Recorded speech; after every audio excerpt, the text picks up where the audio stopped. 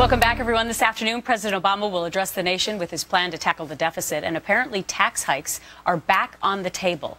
But will that come with a price? Even the president's own party turning against him. On our panel today, radio talk show host and Fox News contributor Leslie Marshall, chief business correspondent for U.S. News and World Report Rick Newman, and National Review editor Rich Lowry. A very pristine panel today. All right, ladies first, Leslie. So let me get your point on what you think we're going to hear from the president today, because many people are saying we need to hear specifics. The word on the street is we may not. I have to tell you, being a Democrat, and like you said, some of the party are coming out angry, we have to hear some specifics. Because when people hear, hey, we're going to cut back on entitlements as far as tweaking and making changes, but we're not going to cut benefits. Well, A, how is that possible? And B, how does that reduce the deficit? We also need to know specifically what areas of defense are going to be cut. Does that mean all 50,000 from Iraq, the troops are coming home? Does that mean we're going to be pulling out of Afghanistan? That is key, because that is a huge amount of the spending currently. So absolutely, without question, he has to have specifics. Rick?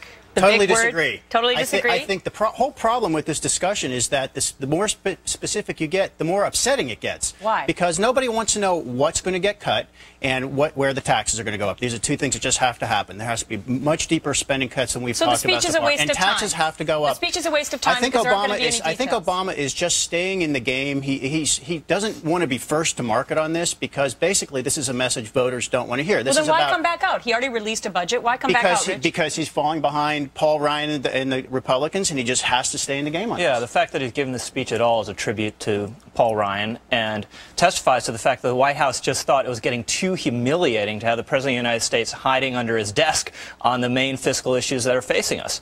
And I think it's extraordinary for the President of the United States to declare a mulligan on his own budget. He just recently introduced to great fanfare and was the basis of his State of the Union address to the nation. Exactly. And I think, as Senator Sessions says, if he's declaring his own budget dead on arrival, he should submit another one that can be scored and we can see the details and all the specifics, but he's not going to do that. He's just going to give a political speech. So, Leslie, you instead. told me in the break that really you thought his first budget was an outline.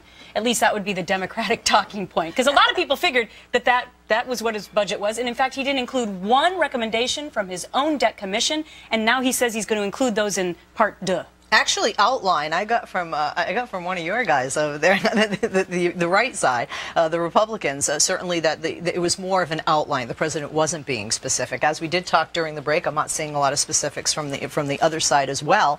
And when the president speaks today, it just amuses me that you guys will say, where is the leadership? And Sessions did say, Mr. President, where is your budget? I think this is going to be more than talking points, because it has to be. You can't just say, I'm going to make these adjustments to these entitlement programs without having specifics if you're not attacking benefits. When you submit, as a President of the United States, you submit a budget, it really does have to have the specifics.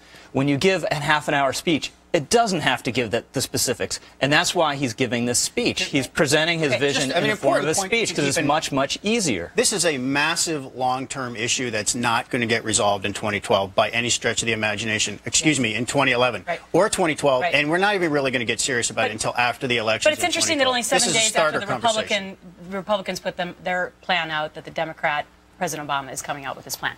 Next with our panel, should the White House really be laughing off Donald Trump's potential run for president? He's now tied for first in at least one poll. Then Harry Reid offered a different take on the Pledge of Allegiance, one without the words, under God. Did he really mean what he said? Do Americans agree with that? Or was that the way it was written when he was going back to the Civil War?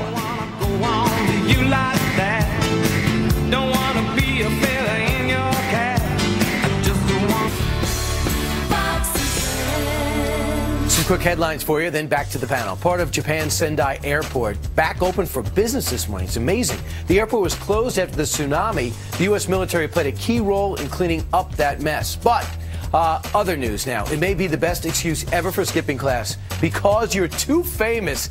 BYU officials told their hoop star, Jimmer Fredette, to finish your degree online. He's been hounded for pictures and autographs during class and is creating a distraction.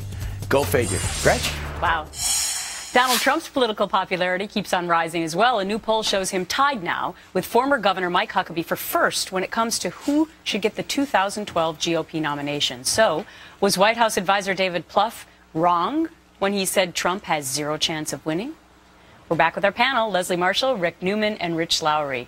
Rich, Are the Democrats afraid of Trump? I'm going to say this slowly because it's the first time the words have ever passed my lips. David Fluff is right. He is not a serious candidate. He's a very shrewd guy. I'm sure he's calculating right now how to monetize all this. It is extraordinary. He's up there in the so high in the polls, which I just think speaks to the lack of enthusiasm for the candidates that are in now or are perceived as likely to get in. And also the fact just people are so sick of politics as usual and the political establishment, so they love to see Trump sticking a stick in everyone's eye. All right, so you don't think he's a serious candidate. Rick, is he a serious candidate? He can be a real candidate. I mean, maybe serious isn't the right word because he can have a major effect on the race even if he doesn't have a chance to get reelected. I mean, think about what Ross Perot's effect on the race in '92.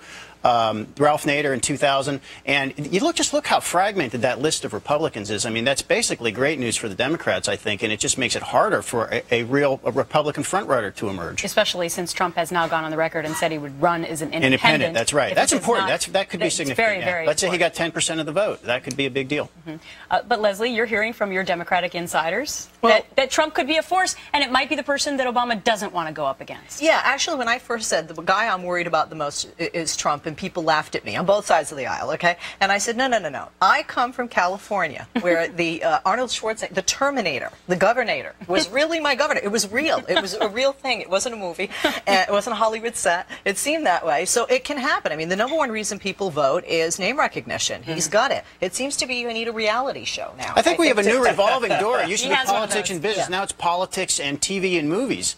So maybe this is the new reality. Which is a whole other discussion about where our political the presidential campaign is a platform to promote your TV show. But the idea that he's going to go into Iowa and do the things necessary to win the Iowa caucuses, that he has the patience and the temperament to be among the hay bales there, suffering fools gladly, I find very unlikely. If he tells it like it is and continues to do that, it could be very entertaining. It's going to be colorful. Leslie, Rick, and Rich, good to see the three of you. Thanks very much. Even if we aren't officially at war with Libya, we're